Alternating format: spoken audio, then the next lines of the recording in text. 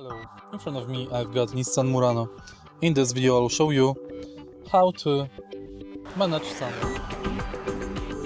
In the beginning, take a look at the screen, at the roof of the car. Right here we've got this panel. Push this button backwards to open the sunroof.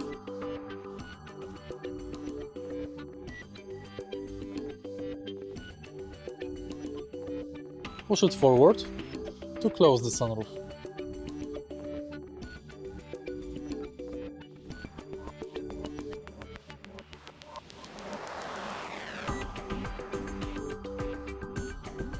You can also tilt the sunroof by slightly pushing this button.